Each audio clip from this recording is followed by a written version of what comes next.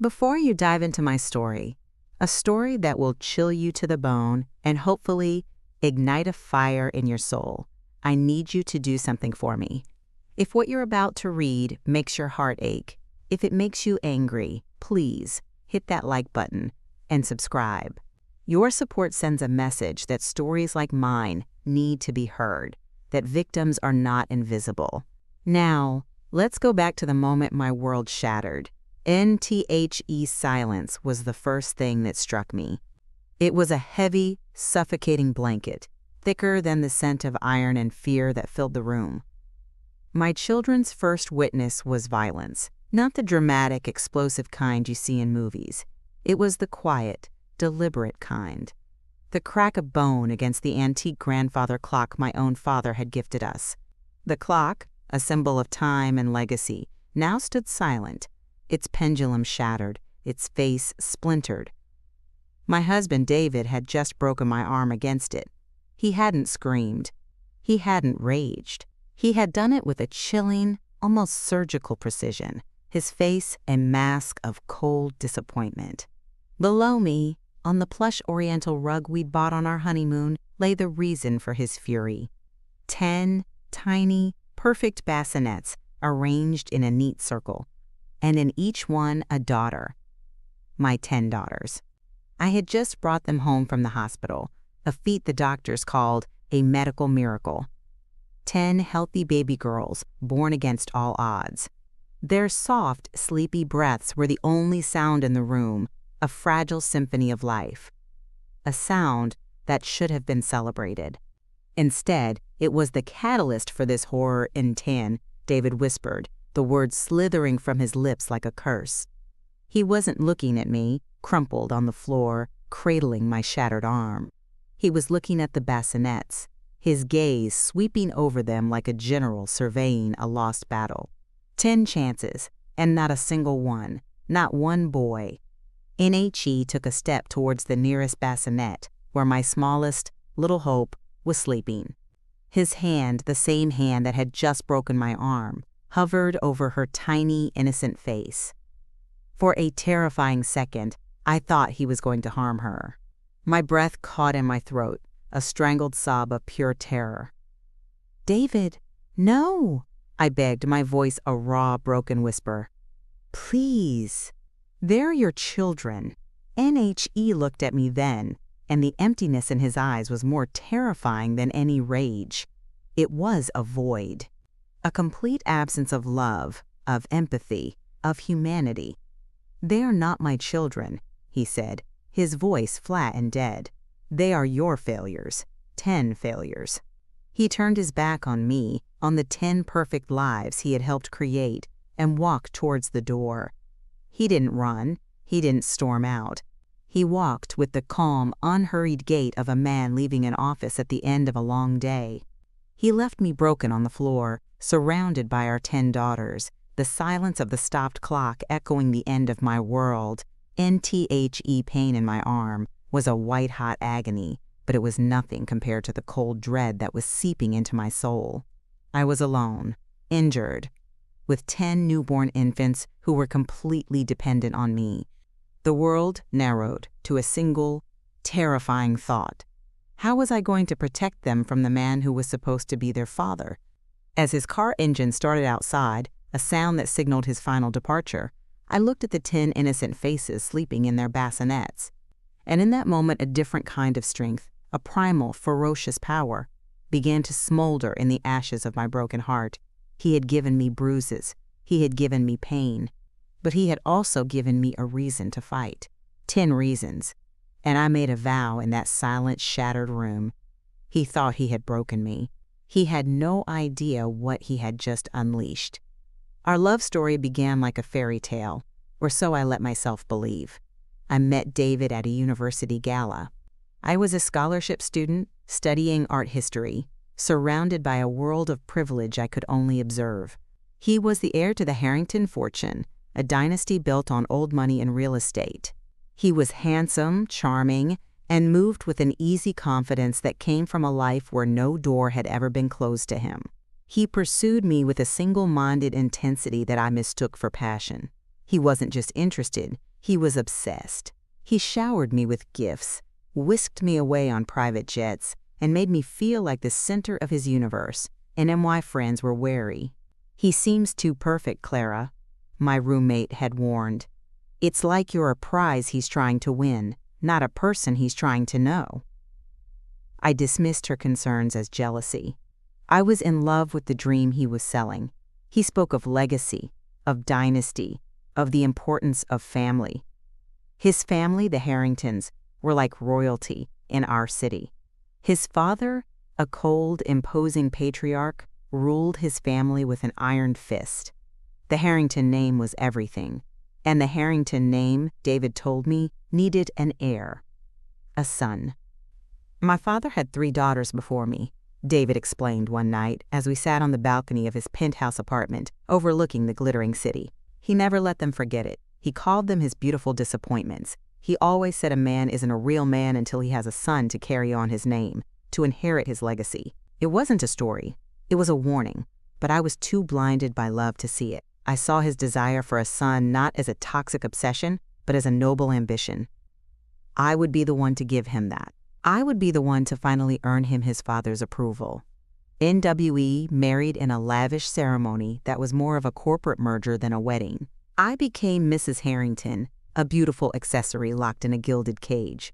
Our mansion was stunning, a cold, sterile museum filled with priceless art and empty rooms. David was a different man behind those closed doors. The charming, attentive suitor was replaced by a demanding, controlling husband. He dictated what I wore, who I saw, how I spent my time. My life was no longer my own. It was an extension of his will. The pressure to conceive began immediately. It wasn't a loving desire to start a family. It was a clinical, calculated project. Every month that passed without a pregnancy was met with a cold silence, a subtle but sharp disapproval that felt like a physical blow. When I finally became pregnant, his joy was overwhelming, but it was terrifyingly specific. "It's a boy," he declared, "not a hope, but a statement of fact. I can feel it. A Harrington heir." He bought a miniature sports car, a tiny tuxedo, a collection of leather-bound books for a son who didn't exist yet. When the ultrasound revealed we were having a girl, the light in his eyes died. He didn't speak to me for a week. When our daughter Isabella was born, he held her for a moment, his face unreadable, before handing her back to me. "She's beautiful," he said, the words hollow. "We'll try again." And so it began. The relentless, soul-crushing quest for a son. We had another daughter, Sophia, then another, Amelia. With each birth, the gilded cage grew smaller, the bars colder and harder. David's disappointment curdled into resentment, then into a quiet, simmering rage. He never laid a hand on me then, but his words were weapons. He would call me a failure, defective. He would compare me to his father's disappointing sisters. He made me feel worthless, my only purpose as a woman unfulfilled. The girls, my beautiful, perfect daughters, were constant reminders of my failure in his eyes. He was never cruel to them, but he was distant, a ghost in their lives, his affection a currency they could never earn. And I was trapped. I had no money of my own, no friends he hadn't alienated, no family to turn to. My parents had passed away, and he had systematically isolated me from everyone else. I was completely dependent on him. My only hope, the only way I could see to fix my broken marriage and protect my daughters from his coldness, was to give him what he wanted. I sought out fertility specialists, desperate for a solution. I subjected my body to a punishing regimen of hormones and treatments. It was a desperate gamble to save my family. When the doctor told me I was pregnant again, I felt a wave of terror, not joy, and then came the news that would seal my fate. It wasn't one baby, it was 10. Decuplets, a medical anomaly, a miracle. And through advanced genetic testing, they knew something else. They were all girls. 10 more daughters. The doctor looked at me with pity. "You don't have to go through with this," she said gently. "The risks are immense." But I looked at the grainy ultrasound image, at the 10 tiny flickering heartbeats. They were my children, all of them. My only thought was, how do I tell him? How do I tell the man obsessed with having one son that I was about to give him 10 more daughters, and I made a choice. A desperate, dangerous choice born of fear. I didn't tell him the truth. I couldn't. I knew his reaction wouldn't just be disappointment, it would be catastrophic. The simmering rage would boil over, and I was terrified of what he might do to me, or to our other 3 girls. So I constructed a lie, a conspiracy of hope. I told him I was pregnant with decuplets, and I let him believe the genders were unknown. I allowed him to cling to the statistically impossible fantasy that they could all be boys, or at least that one of them would be. It was a foolish, dangerous act of self-preservation, but his hope was the only shield I had against his wrath. The news of the decuplets turned us into a national sensation, the Harrington 10, the media dubbed us. David, ever the master of public relations, embraced the role of the proud, devoted father-to-be. He gave interviews, his arm wrapped protectively around me, his face a mask of humble awe. He spoke of legacy, of family, of this incredible blessing. He was charming, he was convincing, and the world fell in love with him. They saw a loving husband standing by his wife through a high-risk, miraculous pregnancy. I saw a monster hiding in plain sight. And at home, the mask would crumble. The mansion became a pressure cooker. His obsession intensified to a terrifying degree. He would spend hours in the nursery he was designing, not with soft colors and toys, but with a chilling, masculine aesthetic. Dark woods, leather accents, navy blue walls. It was a nursery for 10 sons. "There'll be a dynasty, Clara," he would say, his eyes gleaming with a feverish light. "My boys, the Harrington 10, they'll be legends." He would talk to my swollen belly, but he never spoke to me. He would address his imaginary sons, telling them of the empire they would one day inherit. NMY life became a prison of medical appointments and constant surveillance. David hired a team of private nurses to monitor me around the clock. It wasn't out of concern for my health. It was to control me. He didn't trust me. He was terrified I would learn the genders and hide the truth from him. The pregnancy was brutal. I was confined to bed, my body stretched to its absolute limits. The risks were astronomical, and the doctors constantly warned me of the dangers. But my 10 little girls were fighters. They continued to grow, their 10 tiny heartbeats, a constant, secret rhythm of defiance against their father's expectations. NMY only solace was my 3 older daughters, Isabella, Sophia, and Amelia. They would sneak into my room, past the watchful eyes of the nurses, and crawl onto my bed. They would whisper stories to my belly, their small hands resting on the tight drum of my skin. They were excited to have 10 new sisters. Their innocent, unconditional love was a painful contrast to their father's conditional obsession. They were the only thing that felt real in my surreal, terrifying world. As the delivery date approached, the tension in the house became unbearable. David was a coiled spring, his mood swinging wildly between euphoric anticipation and paranoid suspicion. He would demand to know if I'd spoken to the doctors, if I knew anything. "You wouldn't lie to me, would you, Clara?" he'd ask, his voice dangerously soft. "After everything I've given you, you wouldn't betray me?" Each question was a threat. I was living on a knife's edge, counting down the days until my lie would be exposed.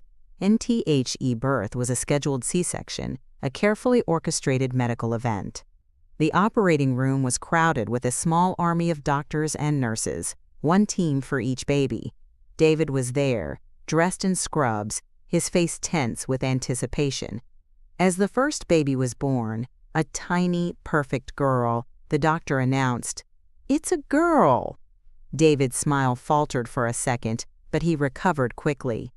"1 down, 9 to go," he said, his voice tight. Then the second baby came. "Another girl," the doctor announced. Then the 3rd, the 4th, the 5th. With each announcement, the atmosphere in the room grew colder. The medical team, aware of the unspoken tension, became quiet, their voices professional and subdued. And I watched David's face. The mask of the proud father was cracking, revealing the ugly, twisted reality beneath. His jaw was clenched, a muscle twitching in his cheek. His hands were balled into fists. By the time the 10th and final baby was born, and the doctor confirmed, 10 healthy girls, Mr. Harrington, the silence in the room was absolute.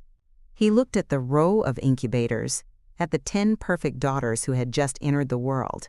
He didn't see a miracle, he saw a betrayal. He looked at me, his eyes filled with a hatred so pure, so cold, it stopped my breath. He didn't say a word. He just turned, stripped off his scrubs, and walked out of the operating room, leaving me alone with our 10 newborn daughters and the devastating consequences of my lie. The days that followed were a blur of manufactured smiles and chilling silence. To the world, David was the doting father of the Harrington 10. He posed for magazine covers, his arms around Isabella, Sophia, and Amelia, the picture of a proud patriarch. He gave interviews from the hospital, speaking of his overwhelming love for his 13 beautiful girls. He was a master performer, and his performance was flawless. He donated a new wing to the hospital in their names. He was lauded as a hero, a saint, a model father. But I knew the truth. Behind the closed doors of my private hospital suite, he was a ghost. He barely looked at the babies in their incubators. When the nurses tried to hand him one of his daughters, he would flinch, making an excuse about needing to take a business call. His presence was a cold, menacing weight. He would sit in a chair in the corner of the room for hours, just staring at me, his eyes empty and accusing. The silence was his weapon. It was a constant, suffocating reminder of my failure, of his rage. NTHE day we brought the girls home was the day the performance ended. The media circus was waiting outside the hospital, a sea of cameras and reporters. David smiled and waved, holding 2 of the baby carriers, the perfect image of a proud father. But the moment the gates of our mansion closed behind us, the mask dropped. The house staff, who had been prepped to care for the infants, moved them into the 10 bassinets I had carefully arranged in the grand living room. David dismissed them all with a wave of his hand. "I'll take care of my family," he said, his voice dangerously calm. And then we were alone. Just me, him, and our 13 daughters. The 3 older girls, sensing the storm in the air, had quietly retreated to their rooms. It was just David, me, and the 10 sleeping infants. He walked slowly around the circle of bassinets, his footsteps echoing in the cavernous room. He stopped and looked down at them, his face a mixture of disgust and disbelief. "All this?" he whispered, his voice shaking with suppressed fury. "All the money, the doctors, the hope. For this, for 10 more disappointments." "They are not disappointments, David," I said, my voice trembling but firm. "They are our daughters. They are miracles." My words were like a match to gasoline. He turned to me, and for the first time, the cold emptiness in his eyes was replaced by a terrifying, white-hot rage. "You did this," he hissed, advancing on me. "You did this to me. You lied to me. You betrayed me." I was scared, I cried, backing away. I was trying to protect them. To protect us. "Protect us?" he laughed, a harsh, ugly sound. "You've destroyed us. You've destroyed my legacy." He backed me against the wall, his face inches from mine. I could smell the expensive cologne on his skin, a scent I had once loved, now a scent of pure menace. And then he grabbed my arm. His grip was like iron. He dragged me across the room, towards the grandfather clock, the one my father had given us. "You want to talk about legacy?" he snarled. "This is what I think of your legacy." And with a sickening crack, he slammed my arm against the solid wood. NTHE pain was blinding, a white-hot explosion that shot from my wrist to my shoulder. I collapsed onto the floor, screaming, a raw, animal sound of agony. The clock stopped ticking, the pendulum shattered. Silence. He stood over me, breathing heavily, his rage finally spent, replaced by that same chilling emptiness. He looked at my broken arm, at my tear-streaked face, and then at the 10 sleeping babies. undisturbed by the violence that had just announced their arrival home. "Useless," he spat, "all of it." And then he turned and walked away, leaving me broken on the floor, the silence of the stopped clock a monument to the moment my marriage and my life as I knew it had ended. In the aftermath of the violence, a strange and terrifying new reality set in. David didn't leave. He stayed. He became the warden of my gilded cage, and I, his prisoner. He knew that if I went to the police, the Harrington empire would be threatened. The scandal would destroy the carefully crafted image he and his father had spent a lifetime building. So he created a fortress, not of walls and bars, but of fear and isolation. NHE told the world a calculated lie. He announced that I was suffering from severe postpartum depression, that I was unstable, a danger to myself and the children. He said that in a fit of despair, I had fallen and broken my arm. It was a brilliant, cruel move. It painted him as the long-suffering husband, caring for his mentally fragile wife, while simultaneously discrediting me completely. Who would believe the hysterical new mother over the beloved philanthropist? He fired the entire household staff, the nurses, the cooks, the cleaners.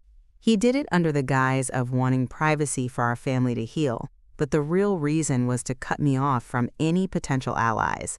He installed a state-of-the-art security system, not to keep intruders out, but to keep me in. Cameras monitored every room. The gates were locked, the phones were monitored, and I was never, ever left alone. My 3 older daughters were sent away to a prestigious boarding school in Switzerland. He told them it was for the best, that I needed quiet to recover. It was the cruelest cut of all. He took my first children from me, leaving me with only the 10 new babies he despised. NMY days became a monotonous, exhausting cycle of survival. I was solely responsible for the care of 10 newborn infants. It was a relentless, 24/7 job. Feeding, changing, bathing, soothing. I moved in a fog of exhaustion, my broken arm, now in a cast, a constant, throbbing reminder of his cruelty. David would watch me. He rarely spoke. He would just sit in a chair, observing my struggle with a cold, detached curiosity, as if watching a science experiment. His presence was a constant, silent threat. He was waiting for me to break. He wanted me to fail, to prove his narrative that I was an unfit mother. NBUT, something inside me refused to break. Every time I looked at the 10 tiny faces, a fierce primal love surged through me. They were my reason to endure. I named them: hope, faith, grace, mercy, joy, patience, serenity, valor, honor, and truth. Names that were not just labels, but prayers, promises. They were my little army, and I was their general. I developed a system, a strict routine, that allowed me to care for them all. I slept in snatches, an hour here, 20 minutes there. I ate standing up, my body fueled by adrenaline and a desperate, unyielding love. NMY only connection to the outside world was Dr. Evans, the pediatrician David had hired to make house calls. He was an older man, quiet and observant. David trusted him because he was on the Harrington payroll. But Dr. Evans saw more than David realized. He saw the dark circles under my eyes, the way I flinched when David entered a room, the stark contrast between the loving care I gave my daughters and the cold indifference of their father. He saw the truth. One afternoon, while David was out for a rare business meeting, Dr. Evans was checking on the babies. He finished his examination of little Truth, his face grave. "Clara," he said, his voice low, "this is not postpartum depression. This is a hostage situation." The words hung in the air, the first time anyone had validated my reality. Tears streamed down my face, the first I had allowed myself to cry since that night. "He'll destroy me," I whispered. "He'll take them all from me, NDR." Evans looked at me, his eyes filled with a steely resolve. "Not if we destroy him first," he said. "I have a friend, a lawyer, the best. She specializes in cases like this, in getting women and children away from powerful, abusive men. Her name is Jessica. But you have to be the one to make the call. You have to be ready to fight." He scribbled a name and a number on a prescription pad and pressed it into my hand.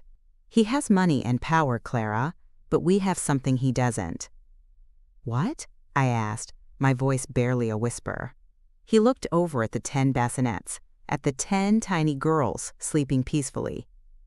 "The truth," he said. "And you have 10 living, breathing reasons to make sure it comes out." That piece of paper became my lifeline, a secret promise of a future I hadn't dared to imagine. The fortress had a crack in it, and I was going to break it wide open. NNTHE piece of paper with Jessica's name and number burned in my pocket for a week. It was both a symbol of hope and a terrifying risk. David's surveillance was absolute. Every phone call was monitored, every corner of the house watched. Making that call felt impossible, a suicidal act that would bring his full wrath down upon me and my children. I had to be smarter. I had to be more patient, more cunning than he was. I started to observe his patterns, his routines, the blind spots in his fortress. NHI's arrogance was his weakness. He believed he had broken me, that I was a docile, defeated creature. He underestimated me. He started leaving the house for short periods, an hour to the gym, a meeting at his club. He would lock me in, of course, but those were my windows. My chance. The problem was the cameras. They were everywhere. But I noticed something. The main server for the security system was in his home office, a room I was forbidden to enter. During his brief absences, I began to experiment. I would cause a minor, seemingly accidental power surge by plugging too many baby-related appliances into one outlet: a bottle warmer, a sterilizer, a white noise machine. The circuit would trip, and for a few precious minutes, the entire system would reboot. The cameras would go dark. It was my opening. During one of these manufactured blackouts, my heart pounding in my chest, I slipped into his office. I found his personal laptop. I knew his password. It was Harrington Air 1, a pathetic testament to his obsession. I used a secure, anonymous browser to research Jessica Morales. She was a legend. A legal pit bull who had taken down some of the most powerful men in the city, specializing in representing abused women. Her website had a secure, encrypted contact form. My hands shaking, I typed out a message, a desperate plea for help, detailing the abuse, the imprisonment, the lie he had told the world. I attached a photo I had secretly taken of my bruised and swollen arm the day after the attack. I hit send, my entire body trembling, and erased the browser history just as the power flickered back on. A day later, a package arrived. It was a large, expensive-looking baby gift basket from a high-end children's boutique. David, who was home, inspected it with suspicion before allowing it. Inside, nestled among the organic cotton onesies and silver rattles, was a small, unassuming teddy bear. I knew instantly it was from Jessica. I took the bear into the nursery, away from the main cameras. My fingers fumbled along its seams until I found it, a tiny, almost invisible recording device, and a small note. "He's watching. We need proof. Document everything. Press the bear's paw to record. We are with you." NTHE Bear became my silent co-conspirator. It sat on a shelf in the nursery, its black button eyes, a constant reminder that I was no longer alone. I began to record. I documented his coldness, his verbal abuse, his threats. I would engage him in conversation, my voice calm and pleading, asking him why he wouldn't hold his daughters, why he called them my failures. His replies, dripping with contempt and resentment, were all captured by the silent witness on the shelf. NTHE most damning evidence came one night when little Hope developed a high fever. She was crying, her small body hot to the touch. I begged David to let me call Dr. Evans. He refused. "It's a cold," he sneered. "You're overreacting, as usual. You think I'm going to let you use a sick baby as an excuse to collude with that doctor? I'm not a fool, Clara." "She needs help, David," I cried, my voice recorded by the bear. "What if it's serious? Are you willing to risk her life just to punish me?" "She is not my concern," he said, his voice chillingly calm. "She is your problem. They are all your problem. If she's not strong enough to survive a simple fever, then she is no Harrington." NTHAT was it. That was the proof. His callous disregard for the life of his own child. The next day, during another accidental power outage, I retrieved the tiny memory card from the bear. I uploaded the audio files to a secure cloud server Jessica had provided. The plan was in motion. Jessica's team, working with Dr. Evans, began to build a case. They prepared an emergency custody order and a restraining order, backed by the irrefutable evidence of his abuse and neglect. NTHE Day of the Escape was meticulously planned. It was the day of the annual Harrington Charity Ball, the one night of the year David would be gone for hours. He left, dressed in a tuxedo, the perfect philanthropist, leaving me locked in our prison. As soon as his car cleared the gates, Jessica's team moved in. They didn't come to the front door. They came with a locksmith who disabled the security system. A team of women, volunteers from a domestic violence shelter, swarmed the house. They moved with quiet, practiced efficiency. They packed bags for me and the children, gathering our essentials. Dr. Evans was there to ensure the babies could be transported safely. As I walked out of that mansion for the last time, holding hope and truth in my arms, I didn't look back. I was leaving a life of luxury and misery for an uncertain future, but for the first time in years, I was free. We drove away into the night, a silent caravan of hope, leaving the gilded cage and the monster within it behind forever. I was terrified, but I was no longer a victim. I was a survivor, and my fight had just begun. NTHE courtroom was a battlefield. On one side sat David and his father, flanked by a team of the most expensive lawyers money could buy. They were the picture of power and influence, their faces arrogant and dismissive. On the other side sat me, with Jessica Morales by my side. Behind me, filling the benches, was an army of women from the shelter where I had been given refuge. They were my silent, powerful support system. The legal battle was brutal, a war of narratives. David's lawyers painted me as a vindictive, mentally unstable liar. They used my conspiracy of hope, my lie about the babies' genders, as proof of my manipulative nature. They argued that the audio recordings were taken out of context, that I had provoked him. They brought in paid experts who testified that David was suffering from extreme stress, a victim of my ambition and deception. They tried to bury me under the weight of the Harrington name and fortune. NBUT Jessica was a warrior. She dismantled their case, piece by piece, with cold, hard facts. She played the recording of David refusing to call a doctor for our feverish daughter. The courtroom fell silent as his chilling words echoed through the speakers. "If she's not strong enough to survive, she is no Harrington." The jury, a mix of men and women from all walks of life, visibly recoiled. This wasn't the voice of a stressed husband. It was the voice of a monster. NTHE Turning Point came with an unexpected witness. One of the nurses David had hired to monitor me during my pregnancy took the stand. She was a young woman, and she was terrified. But she had been subpoenaed by Jessica, and she spoke the truth. She described David's obsession with having a son, his cold indifference to me, his barely concealed rage when he learned the decuplets were all girls. She had kept a private log, documenting his disturbing behavior. NBUT, the final, devastating blow came from my own daughter, Isabella. She was now old enough to understand, and she had insisted on speaking. Against David's furious objections, the judge allowed her to testify in a closed session, with only the judge, the lawyers, and a court-appointed therapist present. A transcript of her testimony was then read to the jury. Her words, in the simple, honest language of a child, were more powerful than any legal argument. "Daddy was different when the babies came," the transcript read. "He was always mad. He told us Mommy was sick in her head, but we knew she wasn't. We heard him yelling. We heard the big clock break. We were scared. He sent us away. He told us Mommy didn't want us anymore, but we knew that was a lie. Mommy always wants us.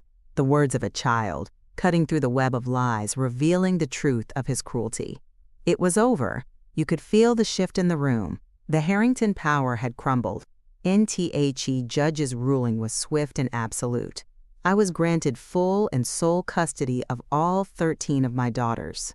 David was issued a permanent restraining order, forbidding him from coming within 500 feet of me or any of our children. His visitation rights were suspended indefinitely, pending years of psychological evaluation and anger management therapy that the judge knew he would be too arrogant to complete. But the judge didn't stop there. She was so appalled by the evidence of his abuse and neglect that she took an unprecedented step. She forwarded the case file to the district attorney's office with a strong recommendation for criminal charges. David's face was a mask of stunned disbelief. He had never lost anything in his life. He looked at me across the courtroom, his eyes burning with a hatred that was now impotent. He had all the money and power in the world, but he had lost. I felt no triumph, no joy, just a profound, quiet relief.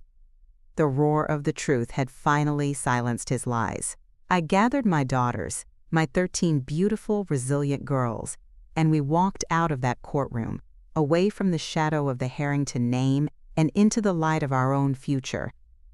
Life after the storm was not a fairy tale ending. It was something far more real and beautiful. It was a new beginning, built from the ground up, not with money or power, but with resilience, community, and an unbreakable bond of love. The story of our escape and the trial had made national news. The narrative had flipped. David was no longer the heroic father, he was a villain. And I was no longer the hysterical wife, I was a survivor.